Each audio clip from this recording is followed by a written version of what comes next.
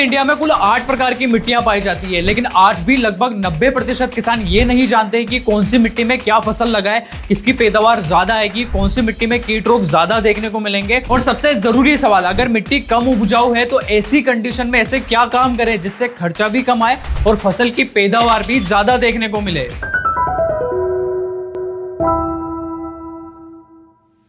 नमस्कार किसान मित्रों, स्वागत है आपका कात्यायनी ऑर्गेनिक्स के यूट्यूब चैनल में। आज के वीडियो में हम बात करेंगे सोइल टाइप के ऊपर। तो इस वीडियो को मैं 2 भागों में बताऊंगा। पहले भाग के अंदर हम बात करेंगे मिट्टियां कितने प्रकार की होती है, कौन सी मिट्टी में किस फसल की पैदावार ज्यादा देखने को मिलती है, और इसी वीडियो के नेक्स्ट पार्ट में मैं आपको बताऊंगा कि कम उपजाऊ मिट्टी को कैसे उपजाऊ बनाया जा सकता है। तो जल्दी से कात्यायनी ऑर्गेनिक्स के यूट्यूब चैनल को सब्सक्राइब कर लीजिए और बेल आइकॉन को जरूर क्लिक करें ताकि आने वाले पार्ट को आप मिस ना करें। किसान मित्रों, सबसे पहले समझते हैं कि आखिर में ये मिट्टी क्या होती है। तो मिट्टी धरती की वो ऊपरी सतह है जहां पर खेती की जाती है और इसी सतह पर सबसे ज्यादा न्यूट्रिएंट्स पाए जाते हैं, ऑर्गेनिक कार्बन पाया जाता है और मिनरल भी सबसे ज्यादा इसी लेयर में पाए जाते हैं और इसी लेयर में ही सबसे ज्यादा खेती की जाती है। और इसकी मोटाई की अगर मैं बात करूं तो लगभग 6 से 12 इंच के आसपास रहती है। अब किसान मित्रों, जो मिट्टी रहती है ना, इसका कलर, फर्टिलिटी और फिजिकल स्ट्रक्चर के हिसाब से भारतीय कृषि अनुसंधान संस्थान ने इन मिट्टियों को कुल 8 भागों में डिवाइड करा है और इन्हीं 8 भागों को अपन वीडियो के अंदर आगे डिस्कस करने वाले हैं। तो सबसे पहले बात करते हैं जलोढ़ मिट्टी की। तो जलोढ़ मिट्टी भारत की कुल उपजाऊ जमीन का लगभग 80% तक हिस्सा है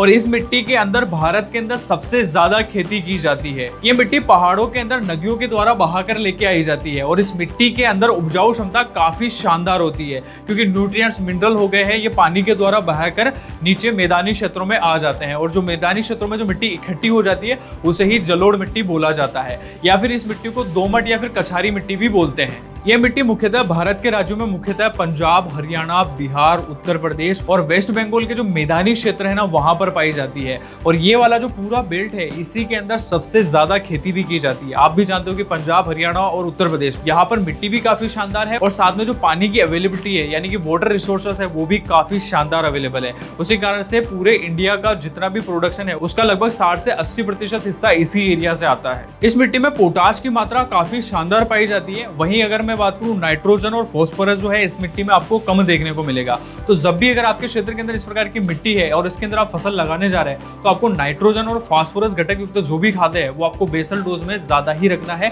मात्रा आपको थोड़ी बढ़ा के लेनी है ताकि पैदावार के ऊपर किसी प्रकार का कोई फर्क देखने को न मिले। अभी जलोढ़ मिट्टी के अंदर जितनी भी अनाज वर्गीय फसलें हैं जैसे कि धान हो गया हो, गेहूं हो गया हो, मक्का हो गया हो, इनकी खेती आप आसानी से कर सकते हो और इन्हीं मिट्टी के अंदर इसकी पैदावार भी ज्यादा देखने को मिलती है। अब बढ़ते हैं वीडियो की दूसरी मिट्टी की ओर, वही है हैवी ब्लैक सोइल। इस मिट्टी को ब्लैक कॉटन सोइल भी बोला जाता है क्योंकि इस मिट्टी के अंदर कॉटन की खेती यानी कि कपास की जो पैदावार है वो काफी शानदार मिलती है और इसी बेल्ट में आप देखोगे तो कपास जो है ना वो सबसे ज्यादा लगाया जाता है। ये मिट्टी मुख्यतः ज्वालामुखी के विस्फोटकों से तैयार होती है। जो लावा निकलता है और जो लावा पिघल के ठंडा हो जाता है उसके बाद में इस मिट्टी का निर्माण होता है। उसी कारण से इसके अंदर मिनरल्स और न्यूट्रिएंट्स की जो मात्रा होती है ना वो काफी शानदार पाई जाती है। और इस मिट्टी की सबसे अच्छी बात होती है कि इसकी जो जल धारण क्षमता रहती है ना वो काफी शानदार होती है, यानी कि जब भी आप इसके अंदर सिंचाई देते हो तो पानी जो रहता है वो लंबे समय तक टिका रहता है, मिट्टी जो है वो ज्यादा देर तक नमी पकड़ती है। उसी कारण से आपको इस मिट्टी के अंदर वही फसलें लगानी चाहिए जिसको नमी की आवश्यकता ज्यादा पड़ती है या फिर जिनको सिंचाई की आवश्यकता ज्यादा पड़ती है। तो इस प्रकार की फसलें अगर आप इस मिट्टी में लगाते हो तो आप पैदावार ज्यादा से ज्यादा प्राप्त कर सकते हो। और इसके एरिया की अगर मैं बात करूं तो ये जो मिट्टी है ये ज्यादातर आपको सेंट्रल पार्ट में ही देखने को मिलेगी, यानी कि मध्य प्रदेश हो गया हो, महाराष्ट्र हो गया हो, गुजरात हो गया हो, कुछ पार्ट राजस्थान का भी आ जाता है। तो इन क्षेत्रों के अंदर जो भी मिट्टी पाई जाती है ना वो हैवी ब्लैक सोइल है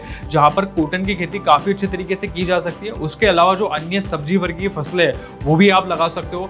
यहाँ पर जो अन्य औषधीय फसलें हैं वो भी काफी अच्छे तरीके से हो जाती है। उसके अलावा इस मिट्टी के अंदर अगर आप प्याज, लहसुन जैसी फसलें भी लगाते हो ना तो इनकी भी पैदावार आपको काफी शानदार देखने को मिलती है। हैवी ब्लैक कॉटन सोइल जितनी अच्छी मानी जाती है ना उसका एक नुकसान भी है क्योंकि इस मिट्टी के अंदर नाइट्रोजन की जो मात्रा रहती है ना वो काफी कम देखने को मिलती है और इस मिट्टी के अंदर अगर आप खेती करने जा रहे हैं तो आपको बेसल डोज में हो गया हो, टॉप ड्रेसिंग में हो गया तो आपको नाइट्रोजन घटक युक्त जो भी खाद है वो आपको उपयोग में लेना ही पड़ेगा, तभी आप फसल की पैदावार जो है वो अच्छे से प्राप्त कर पाओगे। अब बात करते हैं वीडियो की तीसरी मिट्टी की, वही है रेड सोइल यानी कि लाल रंग वाली मिट्टी। अब इस कैटेगरी में येलो कलर वाली मिट्टी भी रखी जाती है, यानी पीली मिट्टी जो होती है वो भी इसी कैटेगरी के अंदर आती है। अब इस मिट्टी का जो लाल रंग होता है ना, ये लाल रंग इसलिए होता है क्योंकि इसके अंदर फेरस ऑक्साइड की जो है ना वो ज्यादा मात्रा पाई जाती है और फेरस ऑक्साइड की वजह से ही ये मिट्टी लाल रंग की या फिर हल्के भूरे रंग की दिखाई देती है। इस मिट्टी की भी पैदावार क्षमता काफी शानदार होती है। इसके अंदर आप तमाम प्रकार की जो सब्जी वर्गीय फसलें रहती है वो भी लगा सकते हो। मेडिसिनल प्लांट्स की भी खेती इसके अंदर की जा सकती है। उसके अलावा जो फ्रूट क्रॉप होती है ना वो भी काफी अच्छे तरीके से इसके अंदर हो जाती है। और ये वाली जो मिट्टी है ना आपको उन क्षेत्रों में ज्यादा देखने को मिलेगी जहां पर आमतौर पर बारिश कम होती है, जैसे कि कर्नाटका हो गया हो, आंध्र प्रदेश हो गया हो, महाराष्ट्र हो गया हो। इन क्षेत्रों में आमतौर पर बारिश जो रहती है ना वो थोड़ी कम होती है, उसी कारण से यहाँ पर ये वाली मिट्टी सबसे ज्यादा पाई जाती है। अब किसानों तो वीडियो में आगे बढ़ते हैं और बात करते हैं वीडियो की चौथी मिट्टी की, वही है लेटेराइट सोइल। अब ये जो लेटेराइट सोइल होती है ना इसका कलर भी आपको लाल रंग का ही दिखाई देता है, क्योंकि इसके अंदर भी फेरस ऑक्साइड की जो मात्रा रहती है ना वो काफी शानदार देखने को मिलती है। उसके अलावा इसके अंदर मैग्नीशियम भी प्रचुर मात्रा में होता है। अब इस मिट्टी की सबसे अच्छी बात होती है कि इसके अंदर आप स्पाइसेस यानी कि जो मसाले वाली फसलें होती है ना उनकी खेती आराम से कर सकते हो, और इसी मिट्टी के अंदर आपको इन फसलों की पैदावार सबसे ज्यादा देखने को मिलेगी। और इस मिट्टी की एक और बात होती है कि ये उन क्षेत्रों में सबसे ज्यादा पाई जाती है जहां पर आमतौर से बारिश ज्यादा आती है, यानी कि 200 सेंटीमीटर या फिर उससे ज्यादा बारिश अगर देखने को मिलती है तो उन क्षेत्रों में ये मिट्टी सबसे ज्यादा पाई जाती है। जैसे कि केरल का कुछ क्षेत्र हो गया हो, तमिलनाडु हो गया हो, महाराष्ट्र के कुछ पार्ट हो गए हो, यहाँ पर ये मिट्टी सबसे ज्यादा पाई जाती है। और मसाले वाली जो फसलें रहती है ना आपको इन्हीं क्षेत्रों में सबसे ज्यादा देखने को मिलती है। अब इन मसाले वाली फसलों में भी आप इन क्षेत्रों के अंदर देखोगे कि आपको काली मिर्च वाली फसल ज्यादा देखने को मिलेगी, कॉफी ज्यादा देखने को मिलेगी, इलायची की खेती भी इन क्षेत्रों में ज्यादा होती है, दाल चीनी भी आपको यहाँ पर सबसे ज्यादा देखने को मिलेगी। तो ये कुछ चुनिंदा फसलें होती है जो इन क्षेत्रों में सबसे ज्यादा होती है, और इंडिया के किसी भी अन्य भाग में आपको इन फसलों की खेती देखने को नहीं मिलती है। ये स्पेशल जो लेटेराइट सोइल वाले जो क्षेत्र है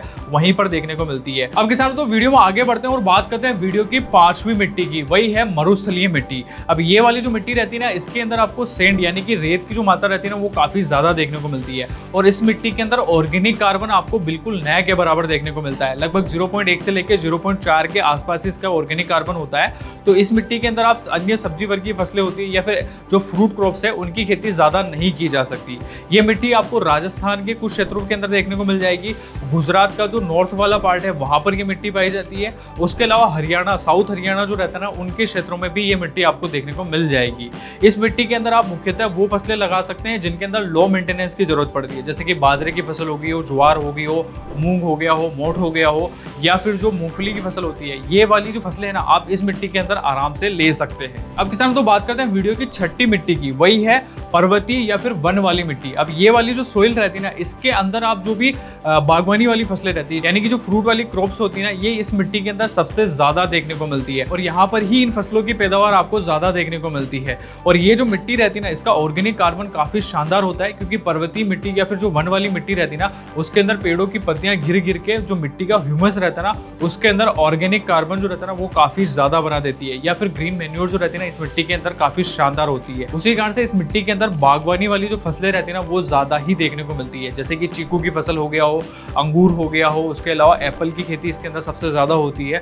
उसके अलावा आड़ू जो रहता है वो भी काफी शानदार इसके अंदर होके आता है। ये जो तमाम प्रकार की फसलें ना आप इन मिट्टी के अंदर आराम से ले सकते हैं। अब बात करते हैं वीडियो की सातवीं मिट्टी की, वही है लवणीय सोइल या फिर क्षारीय मिट्टी। ये जो मिट्टी रहती है ना इसका पीएच जो रहता है ना वो आमतौर पर आपको 7.5 से ज्यादा ही देखने को मिलता है, और इस मिट्टी के अंदर सोल्ट की जो मात्रा रहती है ना वो भी काफी ज्यादा होती है। और उसी कारण से इस मिट्टी का जो ईसी होता है, ईसी मतलब इलेक्ट्रिक कंडक्टिविटी जो रहती है ना वो 3 से ज्यादा होती है। उसी कारण से इस मिट्टी के अंदर आमतौर पर जो फसलें होती है ना उनकी खेती नहीं की जा सकती है, या फिर ये जो मिट्टी रहती है ना ये बिल्कुल अनुपजाऊ मिट्टी है, इसके अंदर आप फसल जो है वो नहीं ले सकते हैं। अब ये जो मिट्टी है आपको गुजरात के कच्छ वाला क्षेत्र हो गया हो, राजस्थान का जो साउथ वाला पार्ट आता है, साउथ वेस्ट वाला जो पार्ट आता है, जैसे कि बाड़मेर हो गया हो, जालोर हो गया हो, जैसलमेर हो गया हो, वहां पर ये मिट्टी सबसे ज्यादा पाई जाती है। और इस मिट्टी के अंदर सोल्ट यानी कि जो सोडियम की मात्रा होती है, जो कैल्शियम की मात्रा होती है, मैग्नीशियम की जो मात्रा होती है वो क्लोराइड फॉर्म में सबसे ज्यादा होती है। उसी कारण से इस मिट्टी के अंदर जो आमतौर पर फसलें होती है जैसे कि सब्जी वर्गीय फसलें हो गई हो, अनाज वर्गीय फसलें होती है वो आसानी से नहीं हो पाती है, या फिर अगर आप लगाते भी हो तो इस मिट्टी के अंदर आपको उनकी पैदावार जो है वो काफी कम देखने को मिलती है। किसान तो अब बात करते हैं वीडियो के आखिरी मिट्टी की, वही है दलदली मिट्टी। अब ये वाली जो मिट्टी रहती है ना इसके अंदर पूरे साल भर आपको दलदल यानी कि कीचड़ जो है वो बनता हुआ दिखाई देता है। उसी कारण से इसके अंदर भी खेती करना काफी मुश्किल है, इसके अंदर भी कोई भी फसल आप नहीं लगा सकते हैं। अब ये वाली जो जमीन है ना आपको केरल के कुछ हिस्सों में मिल जाएगी, उड़ीसा के कुछ हिस्सों में मिल जाएगी। उसके अलावा वेस्ट बंगाल के अंदर जो सुंदरबन डेल्टा है ना उसके अंदर यही मिट्टी पाई जाती है। और सुंदरबन डेल्टा में आप देखते हो कि ऑलरेडी काफी नमी होती है, काफी पानी होता है, तो वहां पर आप फसल जो है वो आराम से नहीं ले सकते हो। तो किसान मित्रों, यही थी वो कुल 8 प्रकार की मिट्टियां जो पूरे भारत में फैली हुई है। वीडियो में दी गई जानकारी आपको अच्छी लगी हो तो इसे लाइक करें, और साथ ही में इस वीडियो के नेक्स्ट पार्ट में हम जानेंगे कि बंजर मिट्टी को उपजाऊ कैसे बनाया जाए। लेकिन इस वीडियो को हम तभी बनाएंगे जब आप कमेंट बॉक्स में यस लिखेंगे। धन्यवाद।